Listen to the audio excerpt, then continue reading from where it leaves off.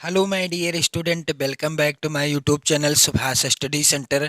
तो जितने भी मेरे प्यारे बच्चे कक्षा 10 के विद्यार्थी हैं और 22 फरवरी 2024 को हिंदी विषय का पेपर देने जा रहे हैं। जी हाँ मेरे प्यारे बच्चों, 22 फरवरी 2024 को हिंदी विषय का पेपर है और उस पेपर को दृष्टि में रखते हुए, आपकी बोर्ड परीक्षा को दृष्टि में रखते हुए मैंने आपको 10 मॉडल पेपर, आप लोग ध्यान दीजिएगा, हिंदी विषय के 10 मॉडल पेपर प्रोवाइड कराने का संकल्प लिया है, जिसमें से मैंने 4-5 मॉडल पेपर की वीडियो आपको प्रोवाइड करा दी है और उसमें से आज यहाँ पर अगला मॉडल पेपर मैं लेकर के आ चुका हूँ। इस मॉडल पेपर को मैं पूरा सॉल्व कराऊंगा, पूरा हल कराऊंगा मेरे प्यारे बच्चों। जो 20 बहुविकल्पी प्रश्न हैं इनका भी आंसर बताऊंगा और जो वर्णनात्मक प्रश्न हैं आप लोग ध्यान दीजिएगा, जो कि 50 अंकों के पूछे जाते हैं। यहाँ पर आप देख सकते हैं ये मॉडल पेपर है, कोड 801 डीडी। इस पूरे मॉडल पेपर का यहाँ पर आप देख सकते हैं पूरा सॉल्यूशन मैं लिखकर आ चुका हूँ। कैसे आपको बोर्ड परीक्षा में कॉपी लिखना है, क्या ध्यान देना है, क्या नहीं ध्यान देना है, ताकि आप मेरे प्यारे बच्चों 70 में 70 अंक, यहाँ पर आप लोग ध्यान दें, 70 में 70 अंक पक्का लेकर के आओ। झूठ मूठ की बात मैं नहीं करूँगा, 70 में 70 अंक किसी के नहीं आते, लेकिन कोशिश की जाती है 70 में 70 अंक लाने का प्रयास किया जाता है। तो हो सकता है यदि आप मेहनत करते हैं तो 70 में 70 अंक आ भी सकते हैं। मैं स्पष्ट बताऊंगा, कोई भी आपको बहकाने की आवश्यकता नहीं है मेरे प्यारे बच्चों। यह जो मॉडल पेपर है यदि आप तैयार कर लेते हैं तो इसकी मैं गारंटी लेता हूं कि यहाँ से प्रश्न आपकी बोर्ड परीक्षा में 100% बनेंगे। जी हाँ मेरे प्यारे बच्चों, 100% प्रश्न यहाँ से पूछे जाएंगे। तो चलिए मेरे प्यारे बच्चों, यहाँ पर आप लोग ध्यान दीजिएगा। जैसा कि आप सभी जानते हैं 901 होता है विषय का कोड और इस पेपर का कोड है 801 डीडी और हिंदी विषय का मॉडल पेपर है। 3 घंटे 15 मिनट का समय आपको दिया जाएगा पेपर में। मेरे प्यारे बच्चों, पेपर का पूर्णांक रहेगा 70 अंकों का। कुछ नोट यहाँ पर दिए गए हैं, जैसे कि पहला है, प्रारंभ के 15 मिनट परीक्षार्थियों को प्रश्न पत्र पढ़ने के लिए निर्धारित हैं। यानी 3 घंटे का समय आपको पेपर को सॉल्व करने के लिए मिलेगा। बाकी आप मेरे प्यारे बच्चों यहाँ पर आप लोग ध्यान दीजिएगा, 15 मिनट आपको पेपर को पढ़ने के लिए मिलेंगे। मेरे प्यारे बच्चों, प्रश्न पत्र 2 खंड, खंड आ एवं खंड बा में विभाजित रहेगा। खंड आ में 20 अंक के बहुविकल्पी प्रश्न दिए गए हैं। खंड आ के अंतर्गत 20 अंक के 20 बहुविकल्पी प्रश्न होंगे। प्रत्येक प्रश्न 1 नंबर का होगा। यदि आप इन 20 प्रश्नों का आंसर OMR सीट में सही तरीके से और सही उत्तर भर देते हैं तो आपके 20 नंबर पूरे पूरे पक्के हो जाएंगे। जी हाँ मेरे प्यारे बच्चों, चाहे आपकी राइटिंग कितनी भी खराब क्यों ना हो, यदि आप 20 प्रश्नों का उत्तर सही तरीके से और सही उत्तर OMR सीट में भर देते हैं तो ये 20 नंबर आपको पूरे पूरे मिल जाएंगे। लेकिन जो 50 अंकों के वर्णनात्मक प्रश्न पूछे जाते हैं, इसमें एग्जामिनर क्या देखते हैं कि आपने कॉपी कैसे लिखी है, आपने प्रश्नों का उत्तर कैसे दिया है, अर्थात आपके उत्तर लिखने का तरीका सही है अथवा गलत है, फिर आपकी राइटिंग कैसी है। उस हिसाब से इन 50 अंकों में से आपको नंबर मिलते हैं। बिल्कुल स्पष्ट बात है मेरे प्यारे बच्चों, यदि आपकी राइटिंग अच्छी नहीं है तो ये मानकर चलिए आप 50 में से 50 नहीं ला पाओगे। जी हाँ, आपको लिखने का तरीका पता होना चाहिए और आपकी राइटिंग यदि अभी भी अच्छी नहीं बन रही है, यदि बन रही है तो बहुत अच्छी बात है, यदि नहीं बन रही मेरे प्यारे बच्चों तो आप लोग प्रयास कर लो, अभी भी समय है। यदि आप प्रयास करेंगे, मेहनत करेंगे, अभ्यास करेंगे लिखने का तो आपकी राइटिंग अच्छी हो जाएगी और आप बोर्ड परीक्षा में काफ़ी अच्छी लिखोगे, अच्छे अंक भी ला सकते हो। तो इसीलिए मैंने सोचा कि क्यों ना आपके लिए पेपर को पूरा सॉल्व करके लाया जाए, ताकि आपको कॉपी लिखने का तरीका पता चल सके, ताकि आप लोग अच्छे अंक ला सको। खंड बा 50 अंकों का है, जिसमें वर्णनात्मक प्रश्न दिए गए हैं। मेरे प्यारे बच्चों, आपका ज्यादा समय नहीं लूंगा, चलिए स्टार्ट करते हैं। यहां से आप देखोगे खंड आ के बहुविकल्पी प्रश्नों को, जो कि हैं 20 अंक के। प्रत्येक प्रश्न है 1 नंबर का, यानी 20 नंबर आपको मिलेंगे। चलिए पहला प्रश्न है मेरे प्यारे बच्चों, और इन प्रश्नों के साथ साथ मैं आपको अन्य भी वेरी इंपॉर्टेंट प्रश्न बताता चलूंगा, जिन्हें आपको तैयार कर लेना है। इन बहुविकल्पी प्रश्नों को भी आप अपने नोट्स पर लिख लीजिएगा। पहला प्रश्न है, निम्नलिखित कथनों में से कोई एक कथन सही है, उसे पहचान कर लिखिए। लिखना है नहीं, ओएमआर शीट में आपको विकल्प भरना है। तो मेरे प्यारे बच्चों, यहाँ पर आप लोग ध्यान देंगे। पहला, पद्मलाल पुन्नालाल बख्शी महाकवि के रूप में प्रसिद्ध हैं, यह कथन गलत है। करुणा नामक निबंध के लेखक डॉक्टर संपूर्णानंद जी हैं, यह भी कथन गलत है। स्मृति के 4 अध्याय के लेखक रामधारी सिंह दिनकर हैं, ये कथन सही है। मेरे प्यारे बच्चों, ये कथन सही है। संस्कृति के 4 अध्याय रामधारी सिंह दिनकर जी की रचना है। प्रश्न इसके बाद आप देखोगे, प्रश्न का चौथा विकल्प कुटज के लेखक जयप्रकाश भारती हैं, यह भी गलत है। दूसरा प्रश्न है मेरे प्यारे बच्चों, कलम का सिपाही की रचना किसने की? इसका उत्तर हो जाएगा अमृत राय ने। मेरे प्यारे बच्चों, यहाँ से एक और प्रश्न बन सकता है, कलम का सिपाही रचना किस विधा की रचना है? जीवनी विधा की रचना है। कलम का सिपाही किसकी जीवनी है?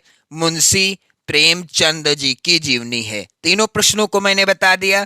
कलम का सिपाही की रचना किसने की? अमृत राय जी ने।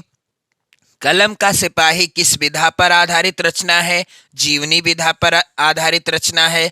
कलम का सिपाही किसकी जीवनी है? यानी अमृत राय जी ने कलम का सिपाही नामक जीवनी में किसके जीवन के विषय में लिखा है? मुंशी प्रेमचंद जी के विषय में। मेरे प्यारे बच्चों, प्रश्न संख्या 3 है, एकांकी सम्राट किसे कहा जाता है? तो यहाँ पर उत्तर हो जाएगा दिए गए विकल्पों में से डॉक्टर राम कुमार वर्मा जी को एकांकी सम्राट कहा जाता है। मेरे प्यारे बच्चों, एकांकी इनकी प्रसिद्ध कौन सी है? यहाँ पर आप लोग ध्यान देंगे, दीपदान इनकी प्रसिद्ध एकांकी है, जिसको आपने कक्षा 9 में पढ़ा होगा।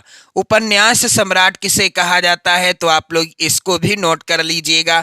उपन्यास सम्राट कहा जाता है मुंशी प्रेमचंद जी को। इनके प्रसिद्ध उपन्यास हैं गोदान गबन, सेवा सदन, निर्मला, रंगभूमि, कर्मभूमि आदि इनके प्रसिद्ध उपन्यास हैं। मेरे प्यारे बच्चों, प्रश्न संख्या 4 है, सरस्वती पत्रिका के संपादक थे कौन थे? सरस्वती पत्रिका का संपादन आचार्य महावीर प्रसाद द्विवेदी जी ने किया था, और इन्होंने सरस्वती पत्रिका का संपादन कब किया था? सन 1903 ईस्वी में।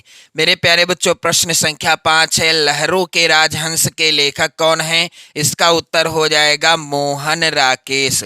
और यह रचना यदि पूछा जाता है लहरों के राजहंस किस विधा की रचना है, तो यह नाटक विधा पर आधारित रचना है। मेरे प्यारे बच्चों, इसके बाद आप देखोगे प्रश्न संख्या 6, वेरी इंपॉर्टेंट। आप सभी से रिक्वेस्ट है, इन सभी प्रश्नों को आप लोग लिख लेना। तार सप्तक के संपादक कौन हैं? निराला जी हैं, महादेवी वर्मा जी, या फिर अज्ञेय जी हैं, या श्याम नारायण पांडे जी? तो इसका उत्तर होगा तार सप्तक का संपादन सच्चिदानंद हीरानंद वात्स्यायन अज्ञेय जी ने किया था।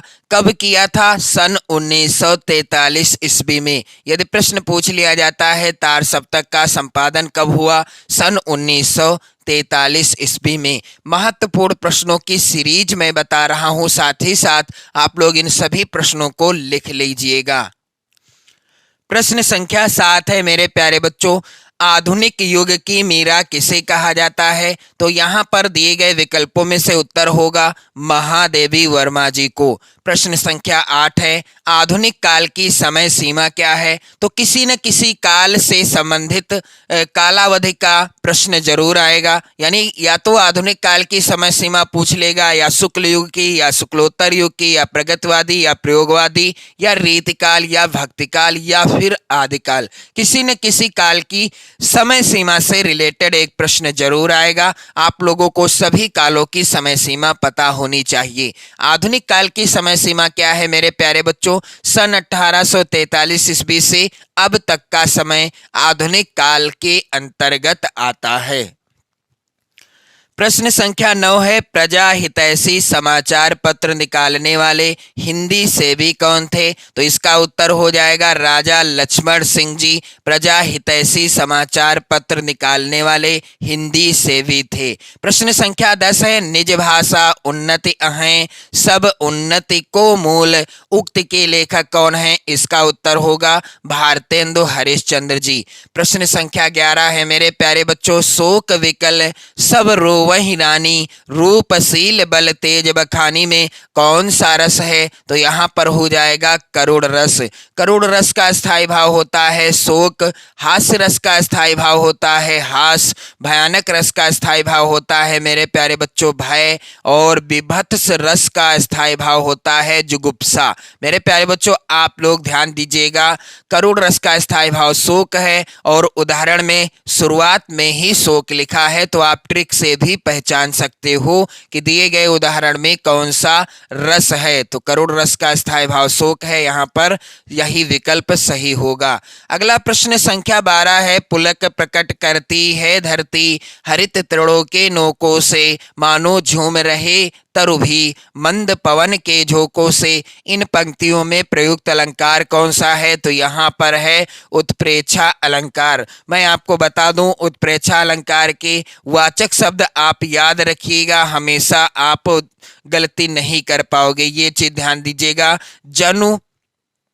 जानो, मनु मानो, आप लोग ध्यान देंगे, जनु जानो या मनु मानो ऐसे लिखा हो, मनु मानो, मनहु जनहु या जनहु मनहु लिखा हो, कुछ भी हो आपको यहाँ पर याद करना है, जनहु मनहु या मनहु जनहु कुछ भी हो, ये उत्प्रेक्षा अलंकार के वाचक शब्द हैं। जिस भी उदाहरण में इनमें से कोई भी शब्द लिखा होगा वहां पर होगा आपका उत्प्रेक्षा अलंकार। अब यहाँ पर दिए गए उदाहरण में आप देख रहे हैं मानो लिखा है, इसलिए यहाँ पर कौन सा अलंकार है? उत्प्रेक्षा अलंकार है। प्रश्न संख्या 13 है, रोला में कितने चरण होते हैं? तो रोला में होते हैं 4 चरण। प्रश्न संख्या 14 है मेरे प्यारे बच्चों, सोरठा के प्रथम एवं तृतीय चरण में कितनी मात्राएं होती हैं? सोरठा के प्रथम और तृतीय चरण में होती हैं 11-11 मात्राएं। सोरठा के दूसरे और चौथे चरण में होती हैं 13-13 मात्राएं। यदि प्रश्न ऐसा है तो भी गलत ना होने पाए। मेरे प्यारे बच्चों प्रश्न संख्या यहाँ पर 15 है, त्रिवेणी में समास कौन सा है? तो जिस समास का पहला पद हो संख्यावाची यानी गिनती बताने वाला, उस समास का और दूसरा पद, मेरे प्यारे बच्चों आप लोग ध्यान दीजिएगा, जिस समास का पहला पद क्या हो? पहला पद हो मेरे प्यारे बच्चों संख्यावाची यानी गिनती बताने वाला, संख्यावाची, आप लोग ध्यान दीजिएगा, संख्यावाची हो। और दूसरा पद क्या हो? दूसरा पद हो क्या मेरे प्यारे बच्चों? दूसरा पद किसी समूह या समाहार का बोध कराए, समूह या समाहार का बोध कराए, वहां पर होता है कौन सा समास? द्विगु समास। कौन सा? द्विगु समास होता है मेरे प्यारे बच्चों। यहाँ पर पहला पद है त्रि यानी तीन, त्रि यानी तीन, और दूसरा है वेणी यानी वेणियों यानी नदियों का समूह या समाहार। तो 3 नदियों का समूह या समाहार इसका हो जाएगा समास विग्रह, इसलिए यहाँ पर कौन सा समास है? द्विगु समास है। मेरे प्यारे बच्चों प्रश्न संख्या 16 है, अहि भुजंग विषधर किसे कहा जाता है? मेढक को, कोयल को, सर्प को या मयूर को? तो अहि भुजंग विषधर किसे कहा जाता है? सर्प के पर्यायवाची हैं। प्रश्न संख्या 17 है, मोहन गीत गा रहा है और राधा खेल रही है, यह किस प्रकार का वाक्य है? इसका उत्तर होगा मेरे प्यारे बच्चों, यह वाक्य है संयुक्त वाक्य। प्रश्न संख्या 18 है, वाच्य प्रयोग के कितने भेद हैं? तो वाच्य प्रयोग के भेद होते हैं 3। प्रश्न संख्या 19 है, जब क्रिया के व्यापार का फल कर्म पर पड़ता है तो उसे क्या कहते हैं? इसका उत्तर हो जाएगा सकर्मक क्रिया। प्रश्न संख्या 20 है मेरे प्यारे बच्चों, तद स्त्रीलिंग शब्द का सप्तमी विभक्ति बहुवचन का रूप क्या होगा? इसका उत्तर होगा तासु। मेरे प्यारे बच्चों, इस तरह के 20 बहुविकल्पी प्रश्न आएंगे सेम पैटर्न पर, जिनका उत्तर आपको OMR शीट में देना है, काले बाल पॉइंट वाले पेन से देना है। ये चीज ध्यान दीजिएगा, OMR शीट को आपको काले पेन से भरना है। पेन कैसा हो? बाल पेन होना चाहिए मेरे प्यारे बच्चों, जेल पेन का आपको प्रयोग नहीं करना है। मैं आपको OMR शीट भरकर भी बता दूंगा। मेरे प्यारे बच्चों, इसके बाद बारी आती है आपको कॉपी लिखने की। जो आपको बोर्ड परीक्षा में कॉपी मिलेगी उसको लिखना है। कैसे लिखना है, क्या ध्यान देना है, हर एक प्रश्न का उत्तर मैं लेकर के आया हूं। बस आप वीडियो के लास्ट तक बने रहिएगा। वीडियो को सबसे ज्यादा शेयर कर दें अपने सभी इष्ट मित्रों में। तो यहाँ पर खंड बा के अंतर्गत वर्णनात्मक प्रश्न के अंतर्गत आप देख रहे हैं, पहला प्रश्न है, निम्नलिखित गद्यांशों पर आधारित 3 प्रश्नों का उत्तर दीजिए। यहाँ पर 2 गद्यांश हैं, आपको भी 2 गद्यांश देखने को मिलेंगे। 6 नंबर का प्रश्न आएगा मेरे प्यारे बच्चों। पहला है यहाँ पर गद्यांश, बहुत से लोग ऐसे होते हैं जिनके घड़ी भर के साथ से भी बुद्धि भ्रष्ट हो जाती है। तो मेरे प्यारे बच्चों, यह जो है गद्यांश किस पाठ से है? मित्रता शीर्षक पाठ से है। लेखक हैं इस पाठ के आचार्य रामचंद्र शुक्ल जी। लेखक कौन है? आचार्य रामचंद्र शुक्ल जी हैं। मेरे प्यारे बच्चों, आप लोग ध्यान दीजिएगा, जो अथवा में गद्यांश है इसको मैं सॉल्व कराऊंगा। अथवा में यहाँ पर है, ईर्ष्या का यही अनोखा वरदान है। जिस मनुष्य के हृदय में ईर्ष्या घर बना लेती है, वह उन चीजों से आनंद नहीं उठाता जो उसके पास मौजूद हैं, बल्कि उन वस्तुओं से दुख उठाता है जो दूसरों के पास हैं। तो ये गद्यांश है और इस गद्यांश का पहला प्रश्न है मेरे प्यारे बच्चों, उपर्युक्त गद्यांश का संदर्भ लिखिए। कैसे लिखना है संदर्भ? सबसे पहले आपको क्या करना है?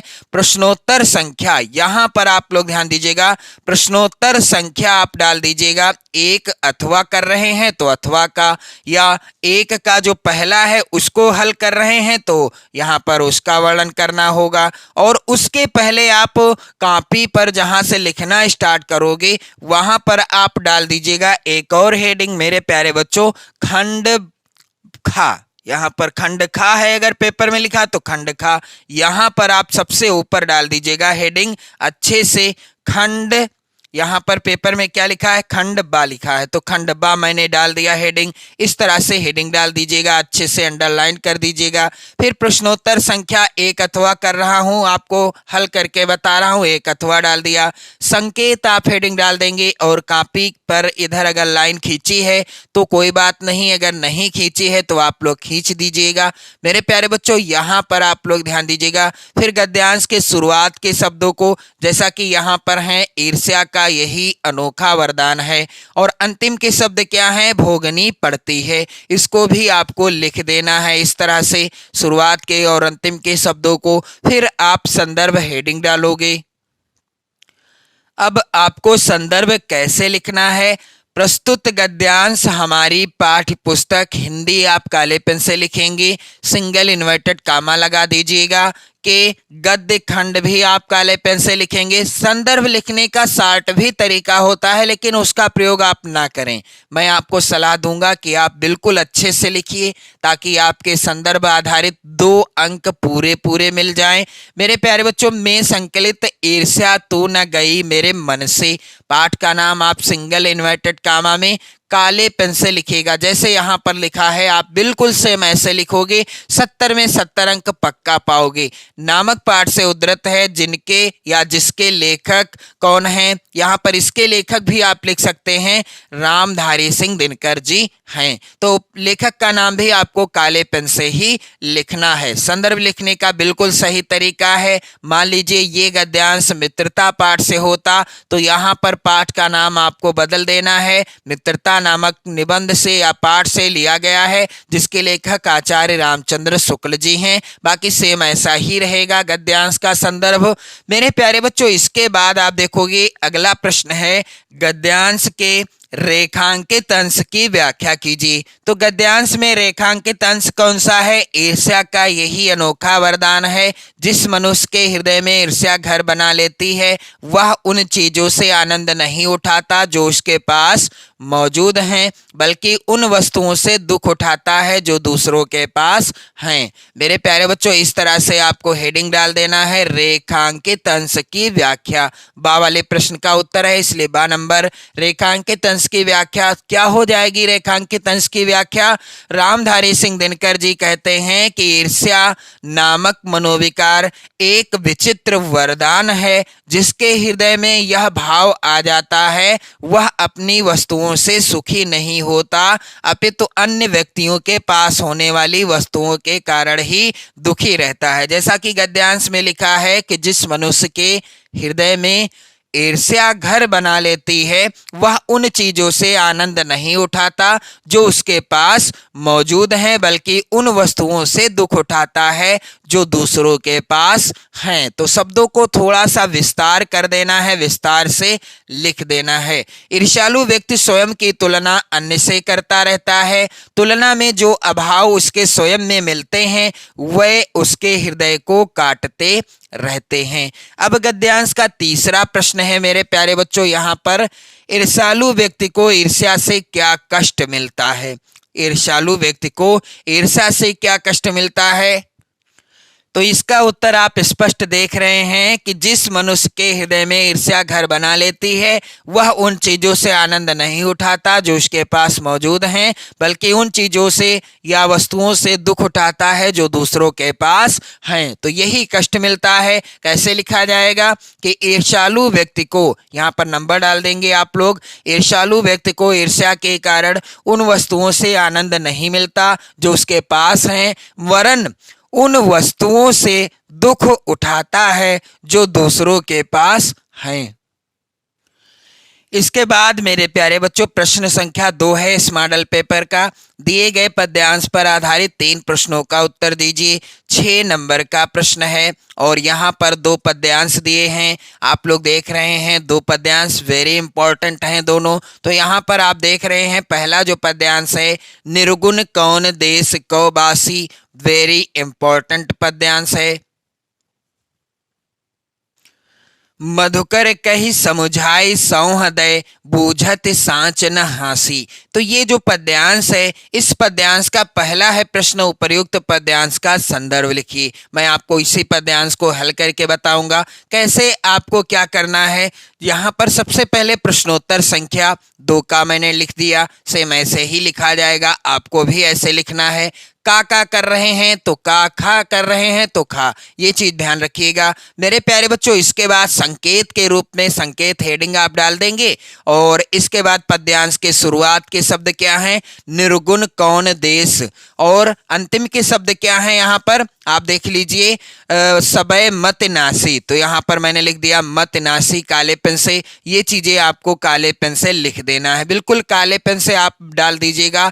इससे क्या होगा, जब एग्जामिनर आपकी कॉपी चेक करेंगे तो उनको स्पष्ट रूप से पता होगा कि आपने इस पद्यांश को सॉल्व किया है या आप बहुत ही समझदार बच्चे हैं, क्योंकि इस तरीके से लिखते हैं वही बच्चे जो बोर्ड परीक्षाओं में करते हैं टॉप। जी हाँ मेरे प्यारे बच्चों, जो टॉप करते हैं वह इसी तरह से अपनी कॉपी लिखते हैं बोर्ड परीक्षा में। तो आपको वही तरीका मैं बता रहा हूं, वीडियो को बिल्कुल भी स्किप मत करिएगा, वीडियो के लास्ट तक बने रहिएगा मेरे प्यारे बच्चों। फिर इसके बाद संदर्भ हेडिंग डाल दी जाएगी। संदर्भ होगा प्रस्तुत पद्यांश। यहाँ पर पद्यांश होगा, गद्यांश नहीं होगा। प्रस्तुत पद्यांश हमारी पाठ्य पुस्तक हिंदी आप काले पेन से सिंगल इन्वर्टेड कामा में लिखिएगा। के काव्यखंड भी आप काले पेन से सिंगल इन्वर्टेड कामा में लिखेंगे। पद्यांश है काव्यखंड का भाग और गद्यांश होता है गद्यखंड का भाग। में संकलित पद शीर्षक पाठ से उद्धृत है। पाठ का नाम क्या है? पद शीर्षक पाठ है। और पाठ का नाम भी आपको काले पेन से लिखना है, जिसके रचनाकार या रचयिता लिखा जाता है पद्यांश के संदर्भ में। जिसके लेखक या इसके लेखक नहीं लिखा जाता, इस चीज का भी ध्यान रखेंगे आप लोग। तो इस पाठ के रचनाकार कौन है? सूरदास जी हैं। इनका भी नाम काले पेन से लिखा जाएगा। अब किसी भी पद्यांश का आप संदर्भ लिख सकते हैं, बस आपको शीर्षक यानी पाठ का नाम बदल देना है और रचनाकार का नाम बदल देना है। 2 नंबर आपको पूरे पूरे मिल जाएंगे जब आप सेम इसी तरह से संदर्भ लिखोगे। मेरे प्यारे बच्चों, इसके बाद यहां पर आप देखोगे पद्यांश का दूसरा प्रश्न है, रेखांकित अंश की व्याख्या कीजिए। तो यहाँ पर रेखांकित अंश कौन सा है? यहाँ पर आप लोग देखेंगे पद्यांश में, निर्गुण कौन देश कौ बासी, मधुकर कहि समुझाए सौहृदय, बूझत साँच न हासी। ये है रेखांकित अंश। मेरे प्यारे बच्चों, कैसे आपको इसको जो है लिखना है, इस तरह से आप फेडिंग डाल देंगे, रेखांकित अंश की व्याख्या। मेरे प्यारे बच्चों, इसके बाद आप देखोगे क्या हो जाएगी व्याख्या कि गोपियां उद्धव जी से कहती हैं कि हे उद्धव जी, हम आपको सौगंध देकर पूछती हैं क्या, निर्गुण कौन देश कौ वासी, मधुकर कहीं समुझाई सौहृदय, बूझत साँच न हासी। हम आपको सौह यानी सौगंध देकर पूछती हैं, हंसी नहीं करती। आप हमें यह समझाकर बतला दीजिए कि आप जिस निर्गुण ब्रह्म की चर्चा कर रहे हैं वह किस देश के रहने वाले हैं। तो आपको यदि पूरे पद्यांश की व्याख्या देखना है तो आप चैनल की प्लेलिस्ट में जाओ। सूरदास जी के सभी पदों की व्याख्या मैंने वीडियो के माध्यम से प्रोवाइड करा दी है। मेरे प्यारे बच्चों, यदि आप मान लीजिए ये 2 लाइनें अंडरलाइन हैं, हो सकता है यहाँ से लास्ट वाली 2 लाइनें रेखांकित होती तो आप क्या करते, इसलिए पद्यांश का आपको पूरे पद्यांश का क्या पता होना चाहिए, पूरे पद्यांश की व्याख्या पता होनी चाहिए। तीसरा प्रश्न है, इन पंक्तियों में गोपिकाएं किससे प्रश्न कर रही हैं? तो आप जानते ही हैं कि इन पंक्तियों में गोपिकाएं उद्धव जी से प्रश्न कर रही हैं। यहाँ पर आप देखेंगे उत्तर हो जाएगा, गोपिकाएं उद्धव जी से प्रश्न कर रही हैं। तो यहाँ पर जो अथवा में पद्यांश है, निर्भय स्वागत करो मृत्यु का, मृत्यु है एक विश्राम स्थल, जीव जहां से फिर चलता है, धारण कर नव जीवन संबल। और मृत्यु एक सरिता है जिसमें श्रम से कातर जीव नहाकर फिर नूतन धारण करता है, काया रूपी वस्त्र बहाकर। यह जो है पद्यांश लिया गया है स्वदेश प्रेम शीर्षक पाठ से, और ये भी बहुत ही ज्यादा महत्वपूर्ण है, कई बार बोर्ड परीक्षाओं में पूछा गया है। और इस पाठ के रचनाकार हैं राम नरेश त्रिपाठी जी। रचनाकार कौन है मेरे प्यारे बच्चों? राम नरेश त्रिपाठी जी हैं इस पाठ के रचनाकार। तो आपको किसी एक पद्यांश के नीचे दिए गए 3 प्रश्नों को करना है। आगे बढ़ते हैं पेपर के मॉडल पेपर की ओर। यहाँ पर प्रश्न संख्या 3 आप देखोगे, दिए गए संस्कृत गद्यांश में से किसी एक का संदर्भ सहित हिंदी में अनुवाद कीजिए, जिसके लिए निर्धारित हैं 5 अंक। और ये जो दोनों गद्यांश हैं वेरी इंपॉर्टेंट हैं आपकी बोर्ड परीक्षा 2024 के लिए। इनका हिंदी अनुवाद आप लोग जरूर तैयार कर लेना। दोनों गद्यांश महत्वपूर्ण हैं। पहला है, एकदा बहवा जना धूमयानम, रेलगाड़ी आरोहा नगरम प्रति गच्छन्ति स्म। इसका ही हिंदी अनुवाद मैं आपको बताऊंगा कैसे लिखना है। सबसे पहले प्रश्नोत्तर संख्या 3 यहाँ पर मैंने लिख दिया। फिर संकेत के रूप में गद्यांश के शुरुआत के शब्दों को काले पेन से, जैसे कि यहाँ पर हैं एकदा बहवा जना। फिर गद्यांश के अंतिम के शब्द क्या हैं? बहुज्ञ चा अस्ति। यहाँ पर लास्ट के शब्दों को लिख दिया। चा अस्ति। इसके बाद संदर्भ हेडिंग डाल दी जाएगी। संदर्भ क्या होगा मेरे प्यारे बच्चों? प्रस्तुत संस्कृत गद्यांश हमारी पाठ्य पुस्तक हिंदी आप काले पेन से लिखेंगे के संस्कृत खंड में संकलित प्रबुद्धो ग्रामीणा पाठ का नाम और संस्कृत खंड भी आप काले पेन से लिख दीजिएगा सिंगल इन्वर्टेड कामा में। शीर्षक पाठ से उद्धृत है या अवतरित है। तो संस्कृत खंड का कोई भी गद्यांश हो, संदर्भ सेम ऐसा ही रहेगा, बस पाठ का नाम आपको बदलते रहना है। जिस पाठ का होगा उस पाठ का नाम आपको बदल देना है। फिर इसके बाद हिंदी अनुवाद क्या होगा? तो एकदा बहवा जना धूमयानम रेलगाड़ी आरोहा नगरम प्रति गच्छन्ति स्म। इस तरह से हिंदी अनुवाद आप हेडिंग डाल दीजिएगा। एक बार बहुत से मनुष्य रेलगाड़ी में चढ़कर नगर की ओर जा रहे थे। आगे यहाँ पर है तेषु कंचित ग्रामीणा केच नागरिका आसन। और क्या था उसमें जो है रेलगाड़ी में यानी उनमें कुछ ग्रामीण थे और कुछ नागरिक थे। आगे यहाँ पर है गद्यांश में मेरे प्यारे बच्चों आप लोग ध्यान दीजिएगा। आगे लिखा है कि मौनम स्थितेषु तेषु एकः नागरिका ग्रामीणान उपहसन अकथयत। मौन स्थिति में बैठे हुए मेरे प्यारे बच्चों यहाँ पर चुपचाप बैठे हुए उनमें से एक नागरिक ने ग्रामीणों का उपहास करते हुए कहा। क्या कहा मेरे प्यारे बच्चों? यहाँ पर आप लोग ध्यान दीजिएगा। ग्रामीणा अद्यपि पूर्ववत अशिक्षिता अज्ञाश्च सन्ति न तेषां विकासः अभवत् न च भवितुं शक्नोति तस्य तादृशं जल्पनं श्रुत्वा कोऽपि चतुरः ग्रामीणः अब्रवीत् भद्रनागरिक भवान् एव चित्तित ब्रावीत यतो ही भवान शिक्षिता बहुज्ञा चा अस्ति। मेरे प्यारे बच्चों इसका हिंदी अनुवाद क्या होगा कि उनमें से एक नागरिक ने ग्रामीणों का उपहास करते हुए कहा, गांव के लोग आज भी पहले की भांति ही अशिक्षित और अज्ञानी हैं, ना उनका विकास हुआ है और ना हो सकता है। उनके यानी उसके इस प्रकार के वचन सुनकर किसी चतुर ग्रामीण ने कहा, भाई नागरिक आप ही कुछ बोलो क्योंकि आप शिक्षित और क्या हैं, बहुत ज्ञानी हैं। तो इस तरह से आपके ये 5 नंबर भी पक्के हो जाएंगे। इसके बाद प्रश्न संख्या 4 है, दिए गए संस्कृत पद्यांश में से किसी एक का संदर्भ सहित हिंदी में अनुवाद कीजिए। 5 नंबर का ये प्रश्न पूछा जाएगा। 2 पद्यांश होंगे, यहाँ पर आप देख सकते हैं। पहला है मानम हित्वा प्रियो भवति और क्रोधम हित्वा न सोचति कामम हित्वार्थवान भवति लोभम हित्वा सुखी भवेत। इसी को मैं सॉल्व करके बताने वाला हूँ। सबसे पहले प्रश्नोत्तर संख्या 4 यहाँ पर डाल दी जाएगी। इसके बाद संकेत के रूप में पद्यांश के यानी श्लोक के शुरुआत के और अंतिम के शब्दों को काले पेन से लिख दिया जाएगा। मानम हित्वा प्रियो भवति, फिर लास्ट के शब्द क्या है, सुखी भवेत। फिर संदर्भ हेडिंग डाल दी जाएगी। प्रस्तुत श्लोक हमारी पाठ्य पुस्तक हिंदी काले पेन से लिखना है आपको। के संस्कृत खंड भी आप काले पेन से लिखेंगे। में संकलित जीवन सूत्राणि पाठ का नाम आपको काले पेन से लिखना है।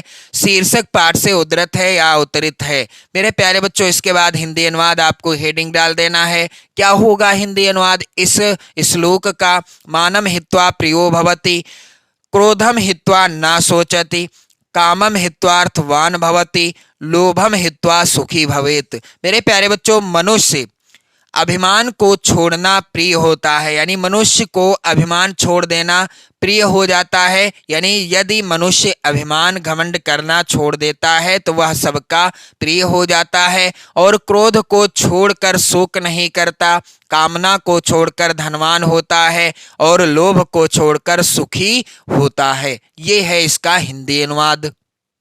यदि आप यही तरीका प्रयोग करते हैं तो आपके 5 नंबर यहाँ से भी पूरे मिल जाएंगे। मेरे प्यारे बच्चों इसके बाद है अगला प्रश्न संख्या 5। अपने पठित खंड काव्य के आधार पर निम्नलिखित प्रश्नों में से किसी एक का उत्तर दीजिए। 3 नंबर का प्रश्न है। प्रत्येक खंड काव्य से 2-2 प्रश्न हैं। जो भी खंड काव्य आपके जिले के लिए निर्धारित है आप लोग उसी खंड काव्य के किसी एक प्रश्न का उत्तर दोगे, 3 नंबर मिलेंगे। आप लोग कमेंट करके बताइए कि आप आप किस जिले से हैं? मेरे प्यारे बच्चों, आप किस जिले से हैं? आप लोग इसका कमेंट कर कर उत्तर दीजिए। यहाँ पर आप देख सकते हैं प्रत्येक खंड का से प्रश्न है, 2 प्रश्न है, एक का उत्तर करना है।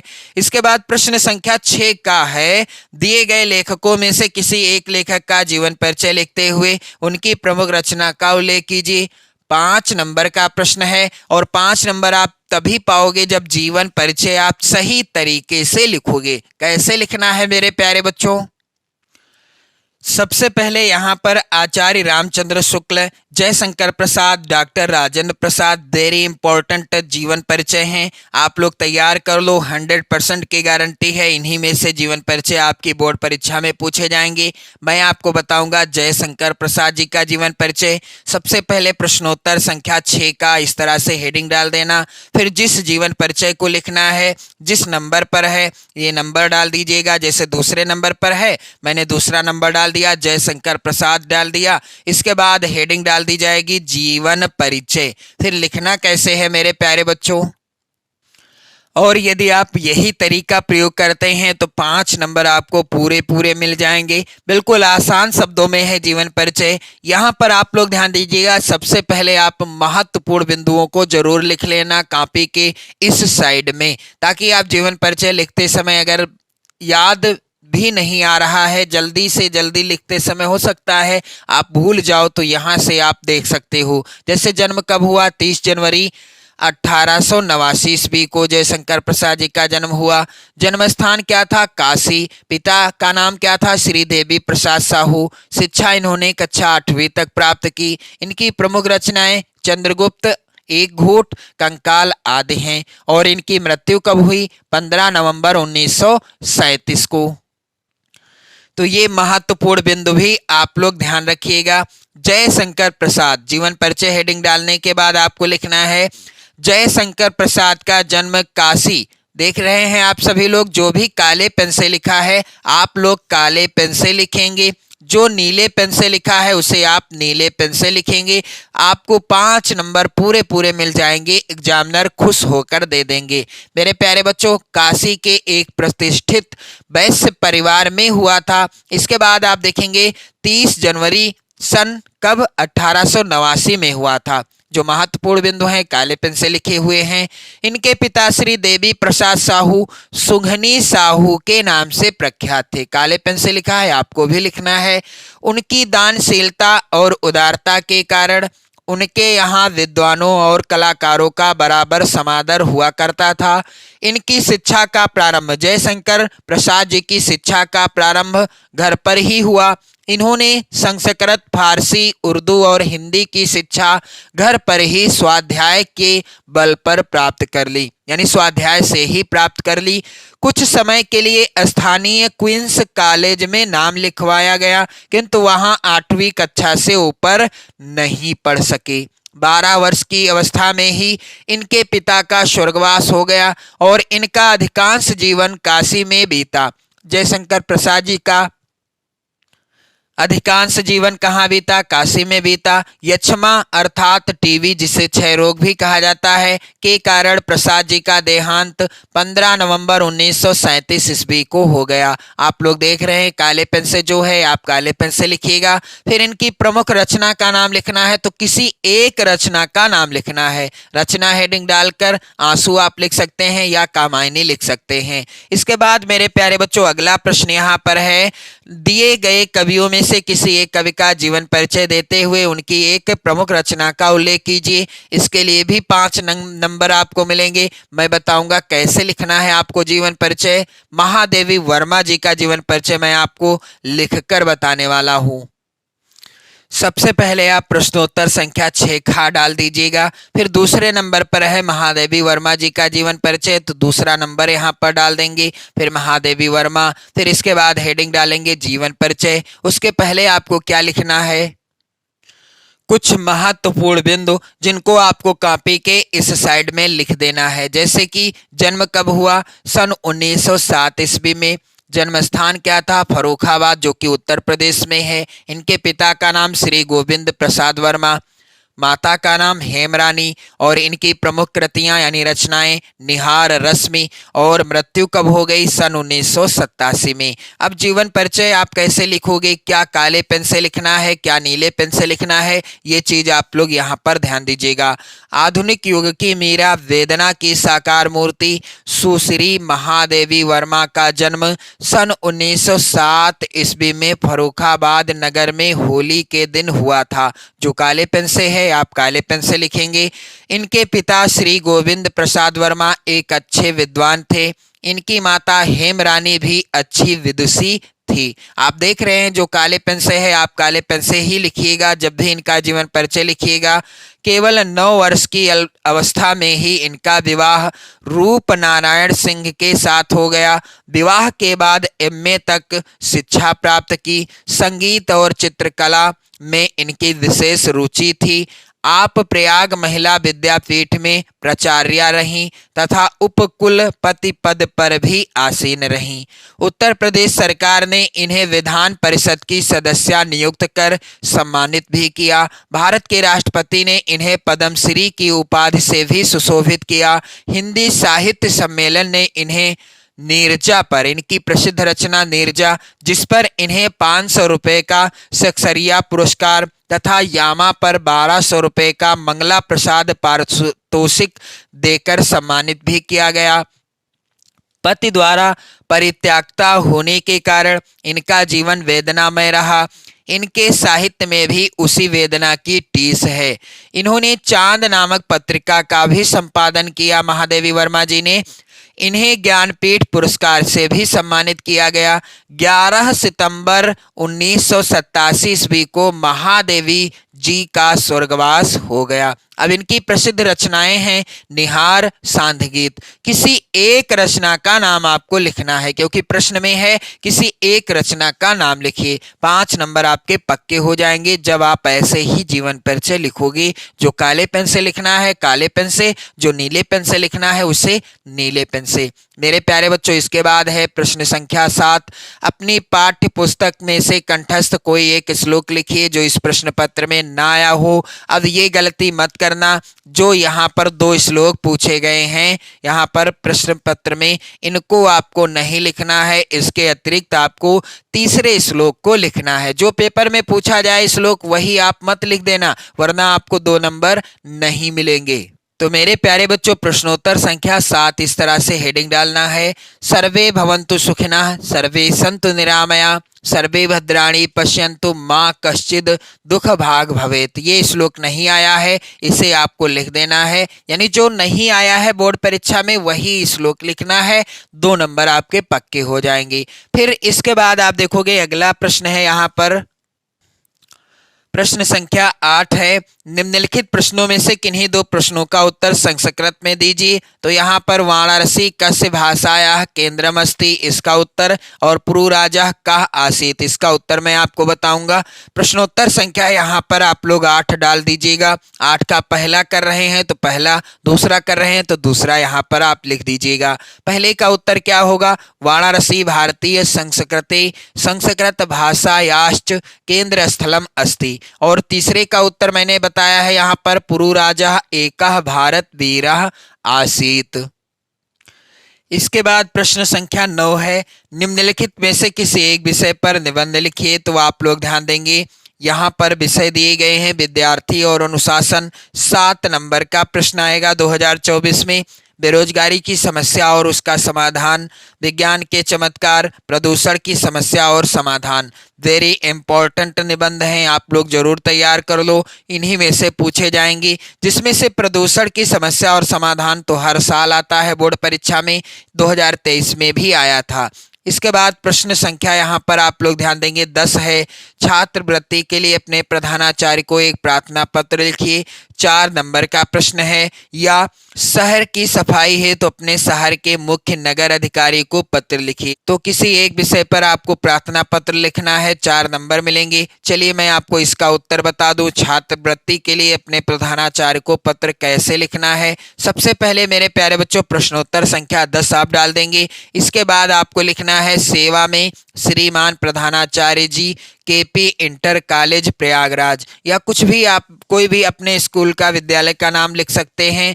माननीय महोदय, सविनय निवेदन है कि मैं आपके विद्यालय की कक्षा 10वीं A का छात्र हूँ। मैं सदैव ही अपनी कक्षा में उत्तम अंकों से उत्तीर्ण होता रहा हूँ। इतना ही नहीं, आप ध्यान देंगे, क्या आपको कॉपी के इस साइड में लिखना है, क्या आपको कॉपी के इस साइड में लिखना है, इस चीज का विशेष ध्यान देना है, अन्यथा 4 नंबर आपको नहीं मिलेंगे। इतना ही नहीं, वाद विवाद प्रतियोगिता तथा खेलों में भी सक्रिय भाग लेकर पुरस्कार जीतता रहा हूँ। कक्षा 8 में 74% अंक प्राप्त कर विद्यालय में 5वां स्थान भी प्राप्त किया है। मैं आपसे विनम्र निवेदन करना चाहता हूं कि मेरे घर की आर्थिक स्थिति अच्छी नहीं है। डर है कि कहीं अर्थाभाव के कारण मेरी पढ़ाई न छूट जाए। अतः आशा है कि आप मुझे विद्यालय कोष से छात्रवृत्ति प्रदान करने की कृपा करेंगे। यदि मैं अर्थाभाव में न पढ़ सका तो मेरा भविष्य अंधकारमय हो जाएगा। आप ही मुझे अध्ययन विरत होने से बचा सकते हैं। इसके लिए मैं आपका बहुत आभारी रहूंगा। फिर इसके बाद धन्यवाद सहित आपका आज्ञाकारी शिष्य। आपको नाम लिखना नहीं है, का खा गा इस तरह से लिख देना, कक्षा 10A सेक्शन A।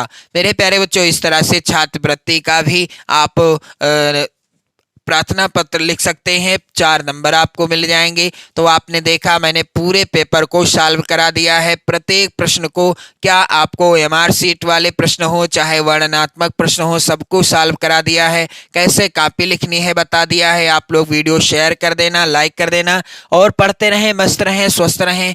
जय हिंद।